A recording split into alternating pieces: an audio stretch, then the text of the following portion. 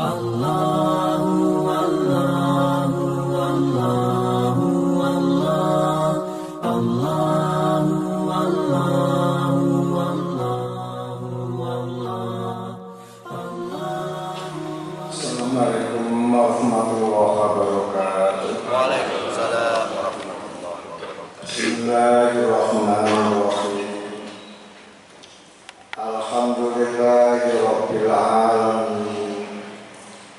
Wassalatu wassalamu ala nabiyyina amin Muhammadin wa alihi wa sahbihi asma'in, amma ba'du. Hadirin Bapak Ibu jamaah sholat subuh rahimahumullah. Bulan kemarin saya menyampaikan fungsi harta dalam pandangan Al-Quran, meliputi harta sebagai tulang punggung kehidupan. Yang kedua, harta bisa menjaga diri, harkat dan martabat diri, hingga tidak hidup minta-minta kepada orang lain. Harta juga bisa untuk mencari jodoh, memberi mas kawin, mengadakan walimah, dan memberi nafkah. Kemudian harta juga sebagai sangu ibadah. Harta juga bisa mencarikan pahala untuk pemiliknya. Kemudian yang terakhir, dengan harta kita bisa memberi warisan kepada anak keturunan kita. Sekarang masalah berikutnya, pandangan sebagian manusia tentang harta. Dan ini yang direkam oleh Al-Quran, sehingga kita tahu agar kita tidak punya pemahaman tersebut.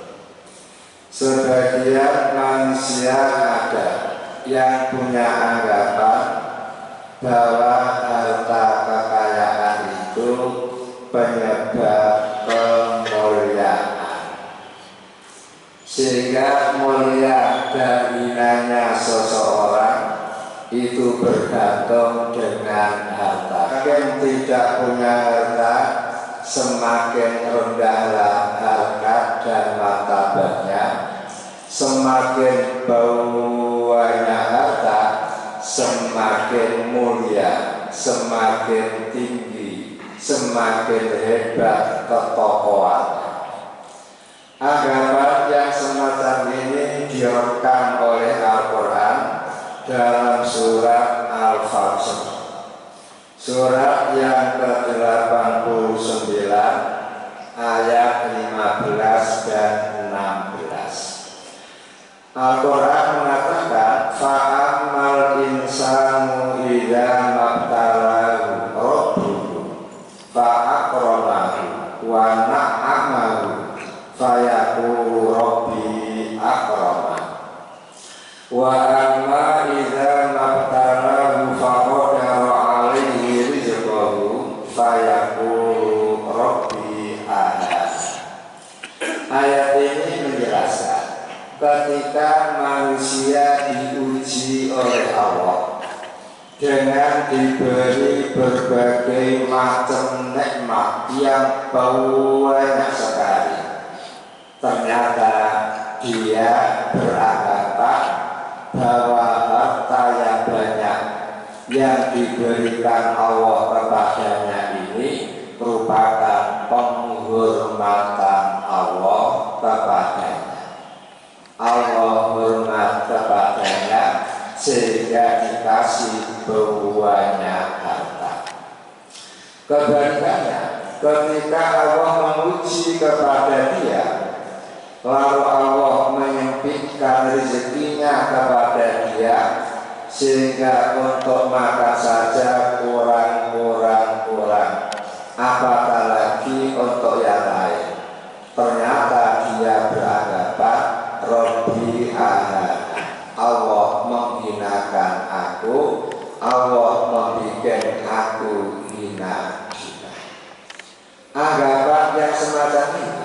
ditolak oleh Al-Quran.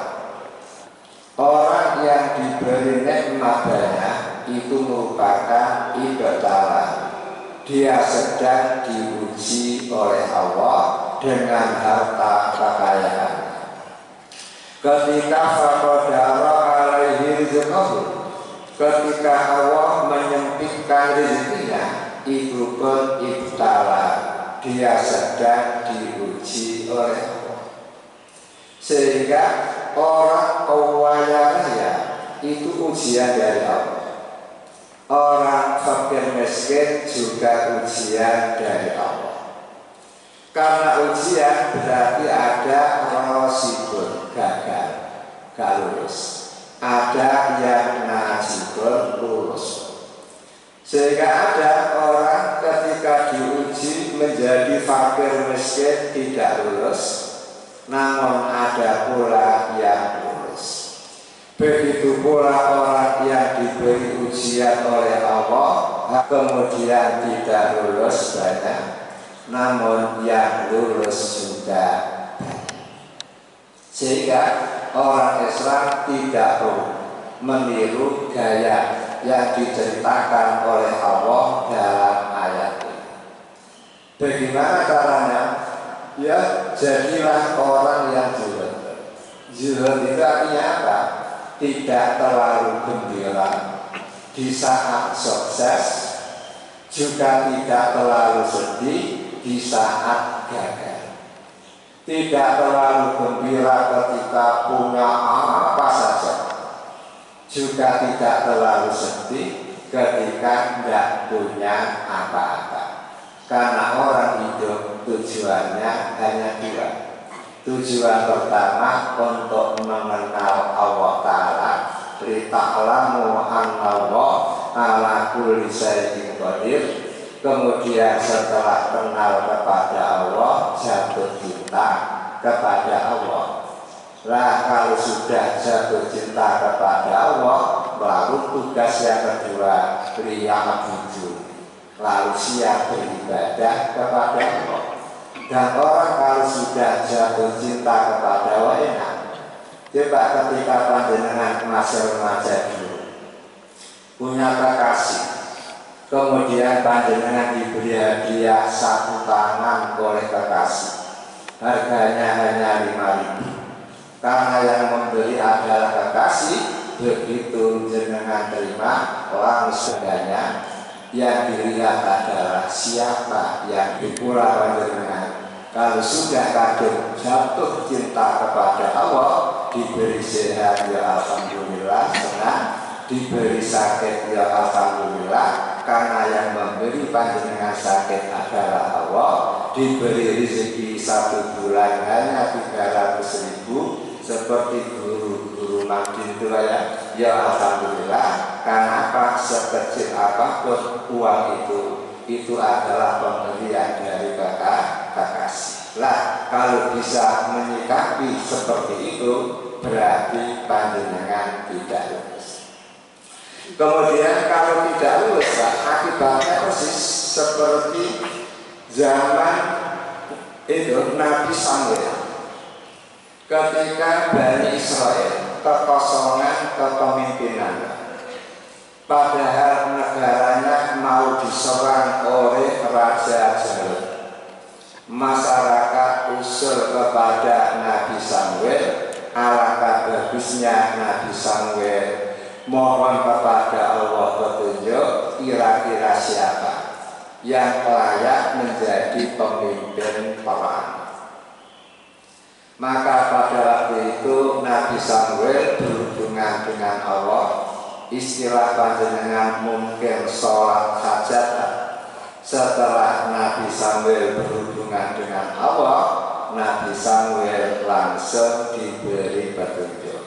Dan itu direkam dalam surat Al-Baqarah, surat yang kedua ayat 247. Wa qala lahum nabiyyuhum innallaha qad ba'asa lakum taluta malika qalu anna yakunu lahul mulku alaina wa nahnu ahaq ahakku bil mulki minhu walam yuta sa'atan minal mal. Qala inna Allaha astafahu alaikum wa zadahu basatan fil ilmi wal jismi wa huwa yu'ti mulkahu man yasha. Setelah Nabi Sambil diberi informasi oleh Allah, maka Nabi Sambil mengumpulkan anak buahnya, mengumpulkan jamaahnya, kemudian matur, wahai jamaahku, sesungguhnya Allah telah mengangkat untuk pemimpin kalian, yaitu Tolot, Malika sebagai raja. Kemudian ketika Nabi Sambil mengumumkan bahwa Tolotlah yang dipilih Allah menjadi pemimpin, menjadi panglima, ternyata mereka protes.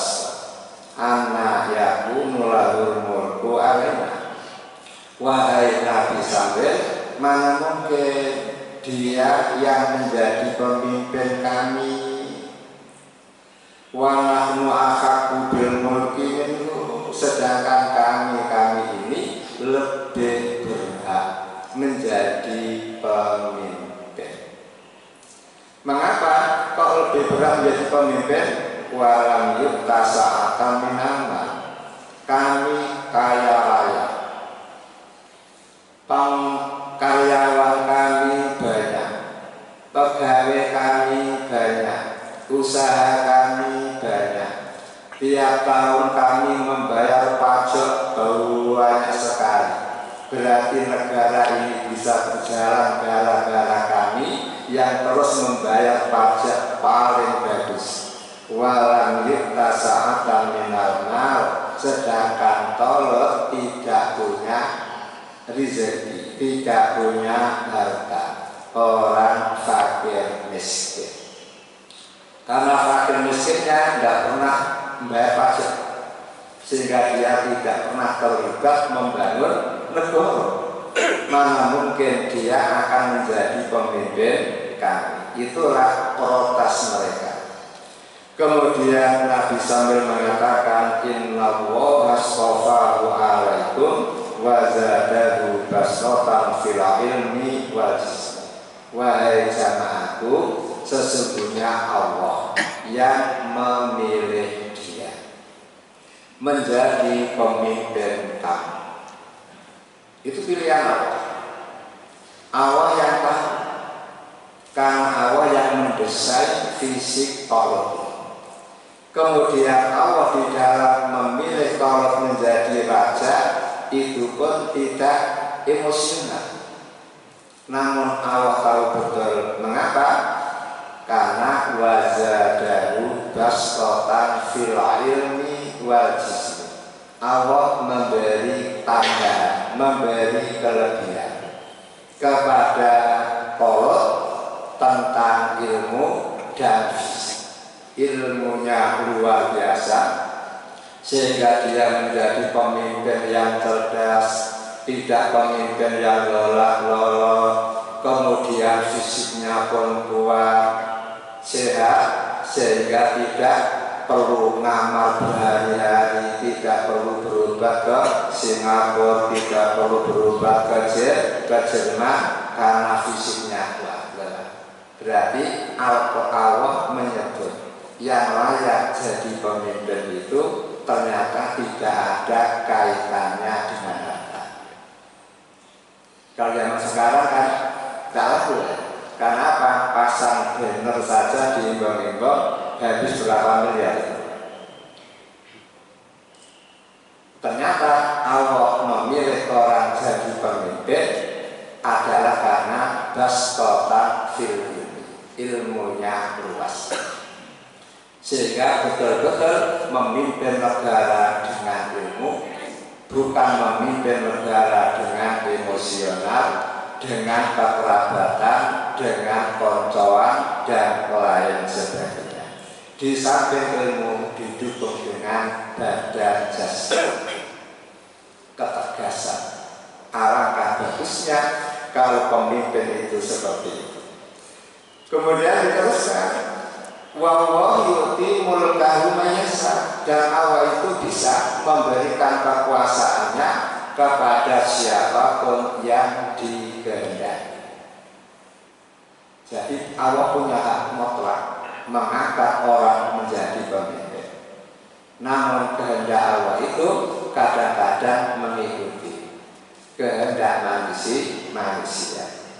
Sehingga di dunia ini banyak sekali pemimpin-pemimpin yang mungkin tidak disetujui oleh sebagian dari masyarakat karena kurang pas. Namun itu yang dipilih Allah. Mengapa Allah memilih dia? Mungkin itu pun ujian buat kita bersama. Kesimpulannya, bahwa harta itu bukan merupakan kemuliaan, namun harta itu merupakan ujian. Sehingga siapapun manusia beranggapan harta adalah kemuliaan, itu anggapan yang salah. Yang benar, harta adalah ujian. Orang fakir bisa lulus dengan ujian kefakirannya, orang kaya bisa lulus dengan ujian kekayaannya, begitu pula kebalikannya. Kemudian yang kedua, akhlak.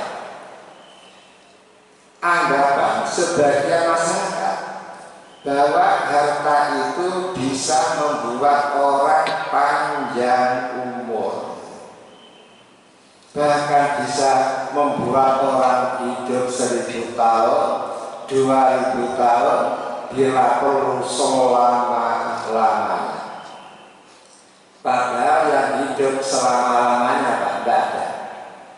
Iblis saja ketika diusir oleh Allah dari surga, dia minta fa'andirni ila yaumi yub'atsun, ya Allah, karena engkau telah mengusir aku dari surga, karena engkau telah mengecap aku menjadi makhluk yang durjana. Oke, tidak masalah.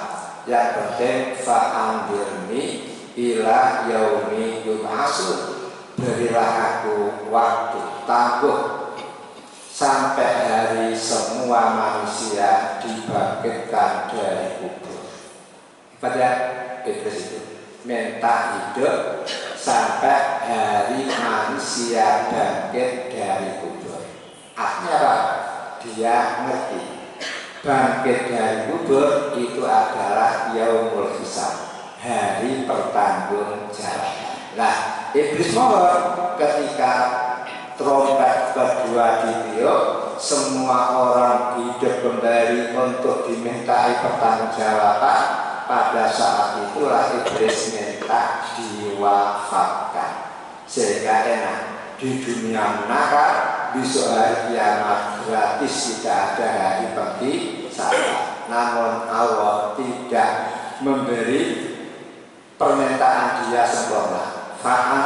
Saya memberi kesempatan kepada kamu, namun ilah waktu hanya sampai waktu yang diketahui, yaitu ketika trompet yang pertama ditiup, semua makhluk mati. Kamu wahai iblis, ya mati juga.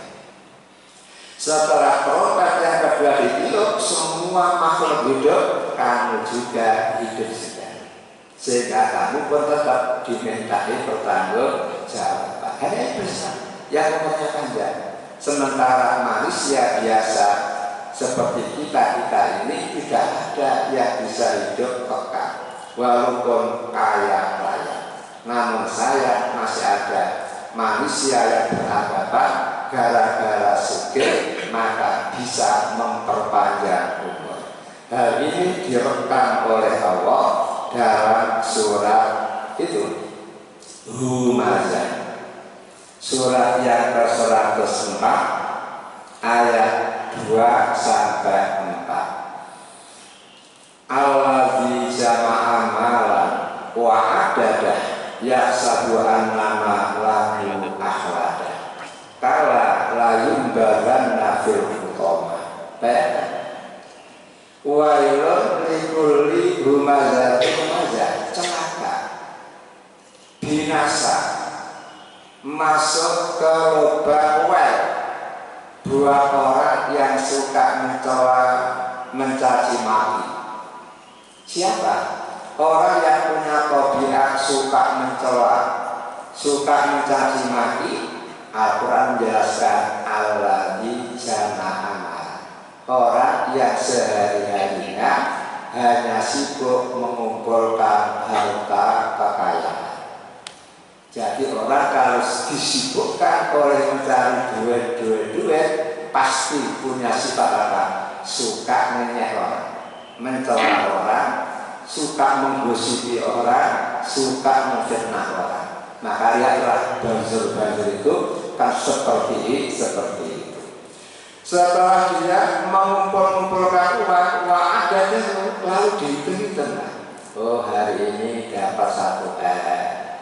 Kemudian dimasukkan berangkas, dimasukkan apa? Ke bank dan seterusnya. Ya sabu annama lahu akhlada. Dia berangkat dengan kaya, dia bisa hidup di dunia ini dengan keadaan kekal. Minimal bisa hidup 1000 tahun, 2000 tahun, karena kekayaannya yang luar biasa, yang melimpah ruah. Ternyata anggapan yang semacam itu ditolak oleh Allah, karena tidak seperti itu. Dan jangan seperti itu. Kalau kamu meneruskan kelakuan kamu suka menumpuk-numpuk harta, menghitung-hitung harta, sehingga kamu suka menghina orang, memperolokkan orang, mencaci orang, layum baganna fil hutamah, kamu akan dilemparkan ke dalam neraka hutamah. Sekali terjun ke dalam neraka, langsung mudah hutamah itu terbakar hancur. Namun seperti ayat yang dibaca oleh Imam tadi, ulama nadijat juluduhum badalna hum juludan ghairah. Setelah kulit terkelupas diganti oleh Allah dengan kulit yang baru. Setelah jadi baru dibakar lagi, terkelupas lagi, kemudian diganti dengan kulit yang baru, dibakar lagi, terkelupas lagi, kemudian dibakar lagi, terkelupas lagi, ganti kulit baru. Mungkin dengan ngomong, ngapain? Apa Allah nggak punya penggawean? Sudah terkelupas diganti baru, lalu dibakar lagi. Dijawab oleh Allah, liyadzuqul adzab, agar dia merasakan siksa.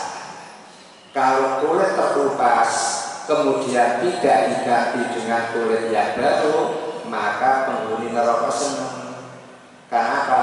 Karena tidak ada kulitnya, tidak ada syaratnya. Karena tidak ada syarat, maka daging dipotong-potong pun tidak sakit. Makanya dokter-dokter itu kagum dengan Al-Quran. Al-Quran mengerti yang menyebabkan orang terasa sakit apa?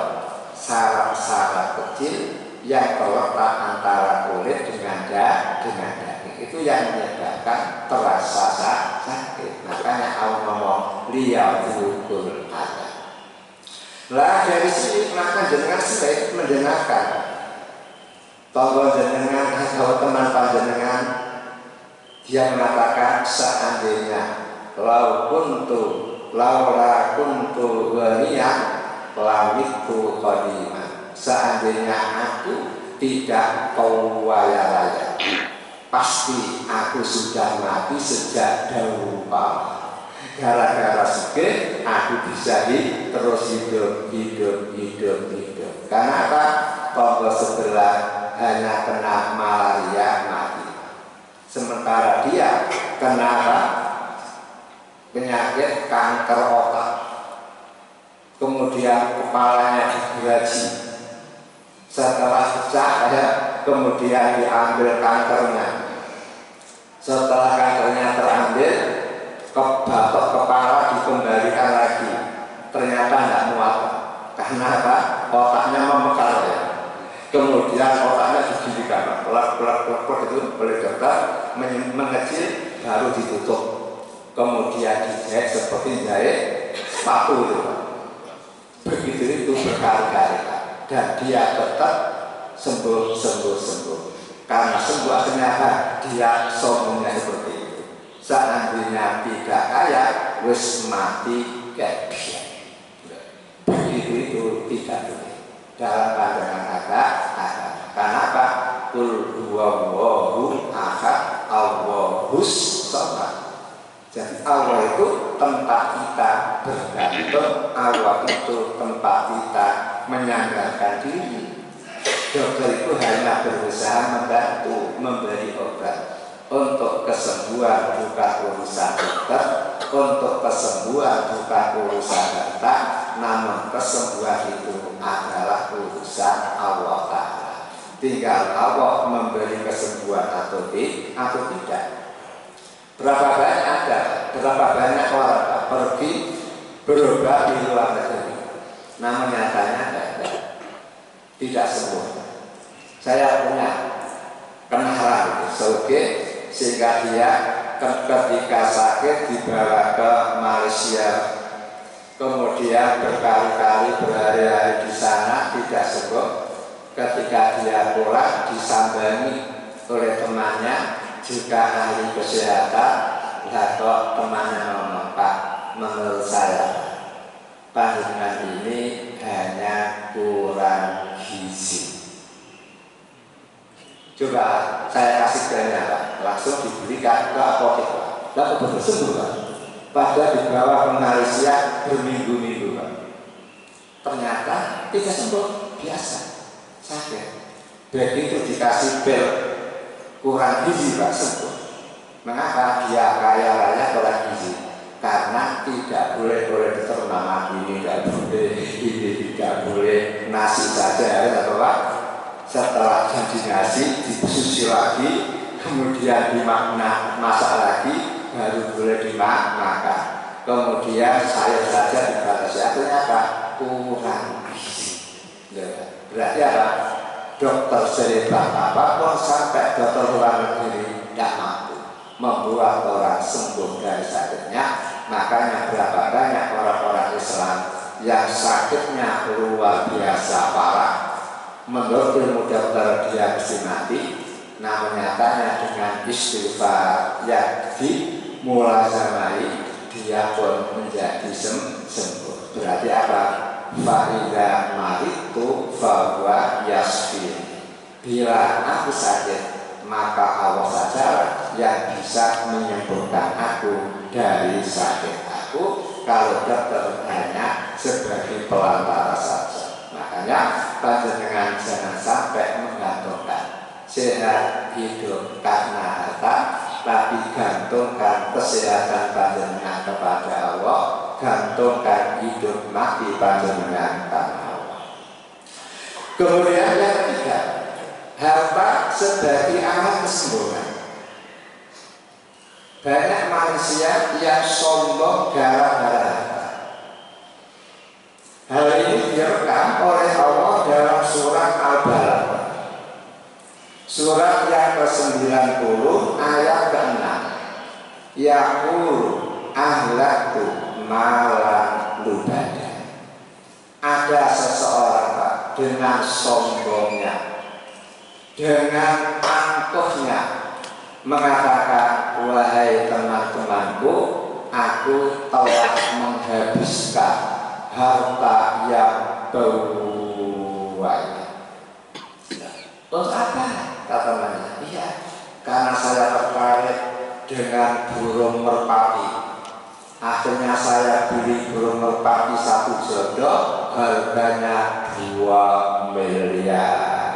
Dengar ya, ada pemuda beli burung merpati 1 jodoh, harganya 2 miliar. Kemudian ada apa? Yang buangnya, oh saya pernah marung di Burjul Arab, Hotel Arab, kohwa 1 gelas, kopi 1 gelas, harganya 5 juta. Karena saya berlima, berarti selawe juta. Mengapa satu gelas kopi kok harganya 5 juta? Karena dicampuri serbuk emas, serbukan emas, untuk menguatkan fisik, untuk menghangatkan fisik. Kalau tujuannya untuk berubah karena memang dia sakit, nggak masalah. Namun kalau dia ke situ hanya untuk gagah-gagah, untuk gengsi-gengsian, inilah yang dicela oleh agama. Yakunu ahlak kumalan ibadah. Bahkan di dalam itu Pak, kenyataan sekarang ini ada orang minum coklat 1 gelas itu harganya 459 juta. Coklat 1 gelas harganya 459 juta. Dan dipastikan setelah coklatnya habis diminum, wadahnya atau gelasnya pun tidak akan dibawa pulang. Kenapa? Gelasnya itu emas. Jadi 1 gelas coklat, gelasnya itu terbuat dari emas, harganya segitu itu. Makanya setelah selesai menikmati coklat, dia pun membawa pulang wadahnya. Padahal dalam Islam kita dilarang makan minum dengan wadah emas dan perak, sehingga Nabi Muhammad mengatakan siapa yang makan minum dengan wadah emas dan perak, maka besok pada hari kiamat dia akan dipaksa oleh Allah makan api neraka. Berarti api dimasukkan ke dalam perutnya. Wong api menyentuh kulit saja, otak yang ada di kepala mendidih. Sekarang bagaimana kalau api malah ditelan, api malah dimakan? Berarti ini ancaman yang luar biasa. Kemudian ada pula orang punya HP, harganya berapa? 14 miliar. Warnanya 2, ada yang warnanya kuning, ada yang warnanya putih.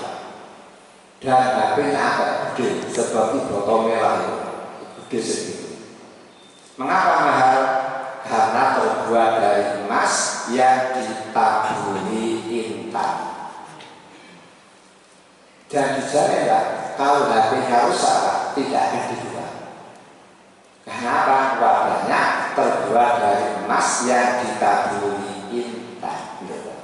Begitu itu untuk sombong-sombongan, begitu itu untuk gagah-gagah. Makanya Allah merekam di dalam surat Al-Kahfi, surat yang ke-18 ayat 34. Faqala li sahibi wa huwa yuhawiru ana aksaru minka mala wa a'azzu nafar. Ada 2 orang berteman, yang satu fakir, yang satu kaya. Lah yang kaya ngomong, aku ini lebih sugih daripada kamu.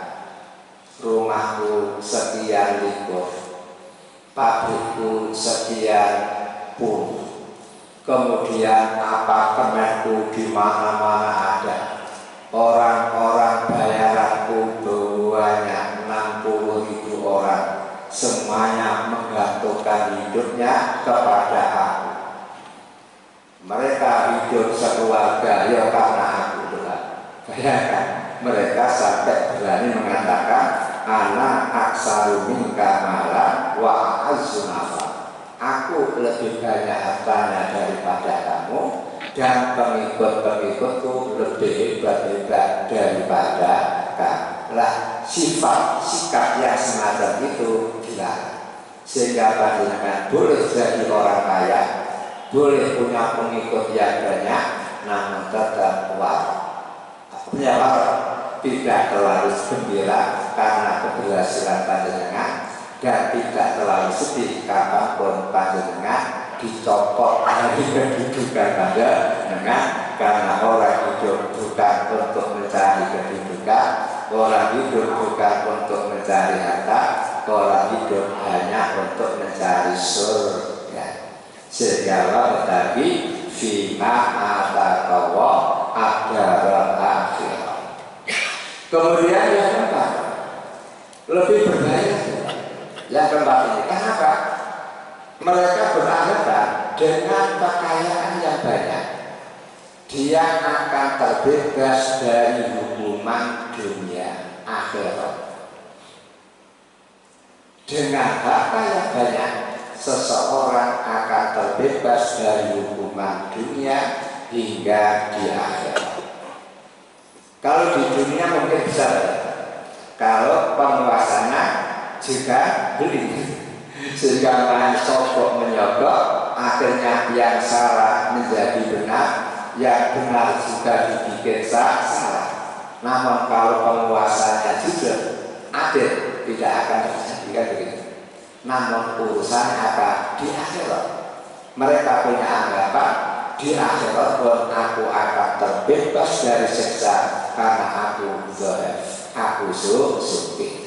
Nah ini direkam oleh Allah dalam surat Saba, surat yang ke-34 ayat 34 dan sampai 35.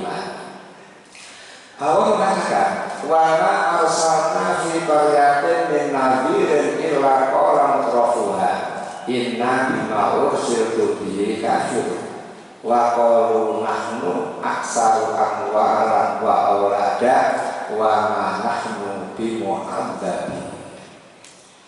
Setiap Allah mengutus seorang rasul dalam suatu kaum, dalam suatu masyarakat, pasti orang yang hidupnya mewah-mewah karena kekayaannya melimpah ruah pasti mengingkari kerasulan dia.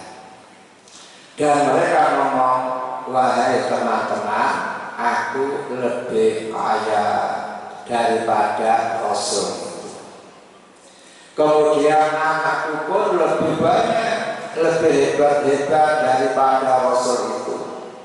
Kalau Rasul tidak punya Ferrari, kalau Rasul tidak punya Lamborghini, kalau Rasul tidak punya pabrik, kalau aku pabriknya sudah banyak sekian triliun.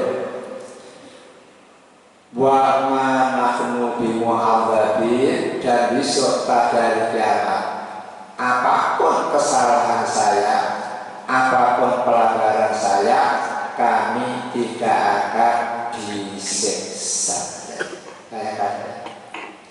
Beranggapan dengan harta kekayaan dia bebas melakukan apapun, dengan uang yang banyak bisa disuap, sehingga hakim yang nakal bisa meloloskan dia dari hukuman.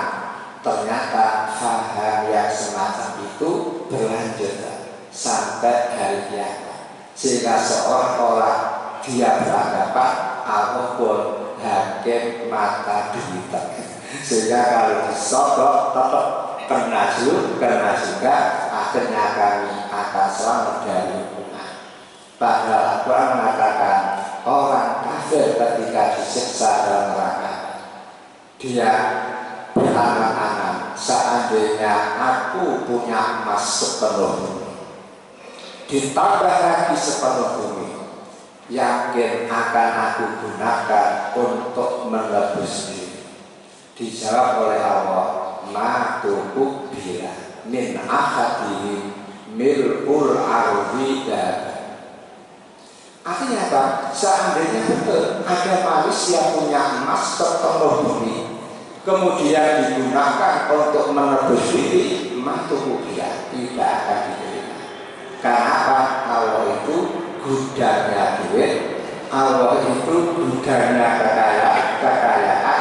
Kalau manusia sudah hanya diberi oleh Allah, sehingga Allah tidak perlu menerima suapan, tidak perlu menerima sodoh. Inilah kepahaman yang berbahaya, membahayakan kepada diri sendiri. Bahkan yang kelima lebih fatal lagi, Pak.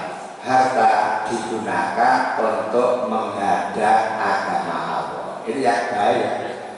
Allah yang memberi rezeki, ternyata rezeki Allah digunakan untuk menghalang-halangi agama Allah.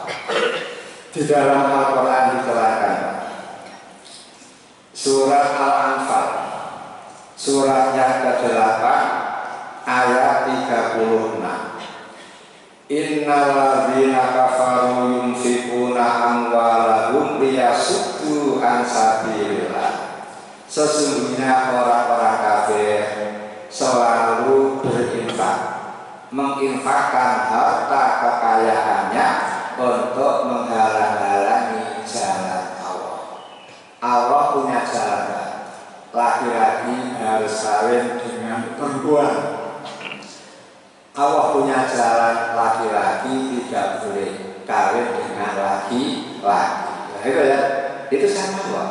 Ternyata banyak orang-orang kafir yang menghendaki supaya manusia diberi kebebasan karena manusia punya hak asasi.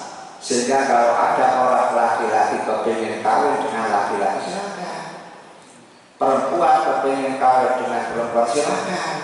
Dan mereka mengeluarkan dana ratusan miliar untuk mempengaruhi penguasa agar LGBT itu dilegalkan. Ada payung hukum seperti di Amerika, ada payung hukumnya, seperti di Jerman ada payung hukum, sehingga di sana banyak laki-laki kawin dengan laki-laki. Enak, pagi kerja keluar rumah berdua, nyambut gawe, kemudian pulang, kemudian bersenang-senang, dan enak, tidak usah punya anak ya. Karena punya repot, hamil, muntah-muntah, kemudian kadang-kadang menjadi pembambaian. Nanti kalau sudah punya anak melarat, dan daripada itu mending kawin laki-laki sama laki-laki. Itu contoh. Ternyata betul kan, orang kafir itu menginfakkan hartanya di dalam untuk menghadap agama Allah sumber. Kemudian ternyata Al-Quran juga menjelaskan perilaku Fir'aun.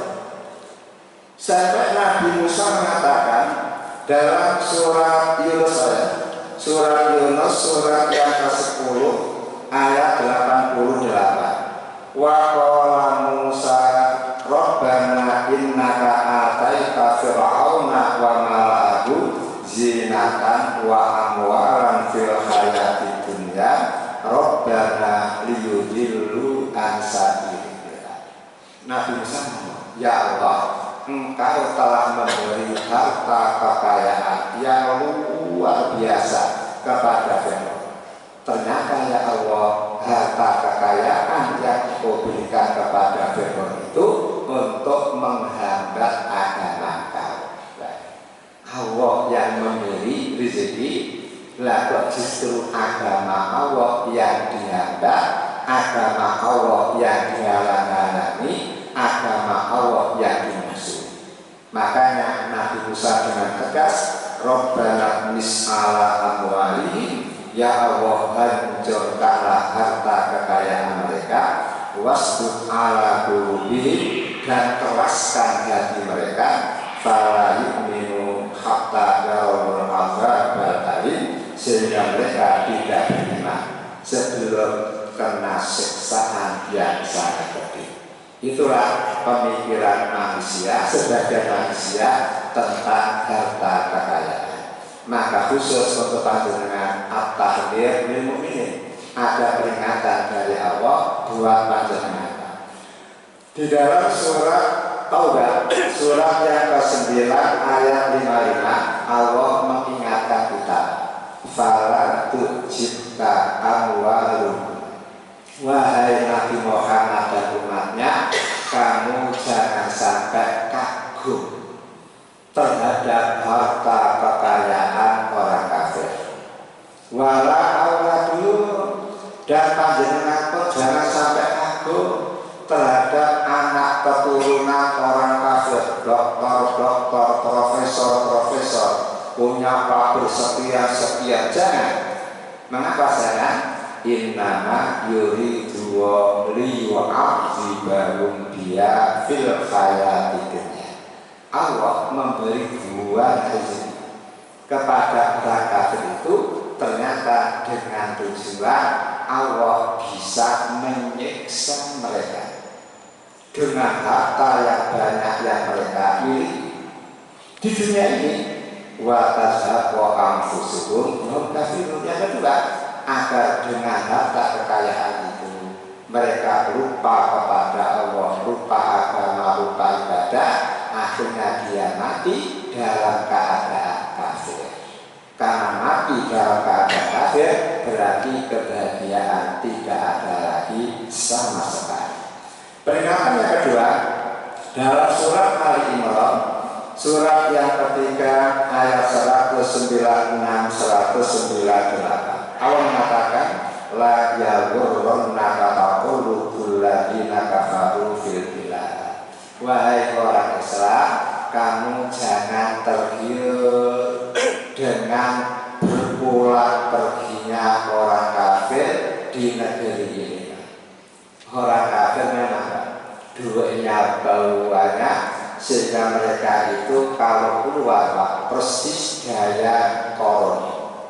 Fakharaja ala qaumihi bizinati. Koron itu karena kayanya luar biasa, Pak. Kalau keluar rumah selalu membawa kekayaannya, perhiasan-perhiasannya. Kalau panjenengan keluar rumah cukup beliau namun kalau koron keluar rumah membawa apa? Harley. Kemudian kalau panjenengan keluar rumah paling-paling bawa Avanza, Pajero, namun kalau koron Lamborghini. Kan sehingga luar biasa banyak orang tertarik dan selalu pergi naik pesawat. Kalau melakukan kalau orang lain melihat astagfirullah enaknya orang itulah. Islam mengingatkan ojo tertipu dengan apa casing mereka yang bolak-balik keluar rumah, pergi ke sana kemari dengan memamerkan harta kekayaannya. Mengapa kita tidak tertarik? Mata bongkori itu kesenangan yang sedikit. Kesenangan di dunia hanya satu rahmat untuk semua manusia, untuk semua jin. Sedangkan di surga 99 rahmat untuk orang mukmin saja. Makanya jangan tertarik. Summa ma'wahum jannah. Setelah mereka mati, tempat kembali orang kafir adalah neraka jahanam. Wa isamiha, dan neraka jahanam itu seburuk-buruk tempat kembali atau tempat hampa. Itulah pesan sehingga Allah pesan pada kita. Pertama, tidak boleh kagum terhadap kekayaan orang kafir. Kemudian kedua, tidak boleh tertipu dengan gaya hidup orang kafir. Ya, walaupun mohon maaf, mari kita akhiri dengan doa kafaratul majelis. Subhanallahumma wa bihamdika asyhadu an la ilaha illa anta astaghfiruka wa atubu ilaik. Walhamdulillahi rabbil alamin. Wa assalamualaikum warahmatullahi wabarakatuh.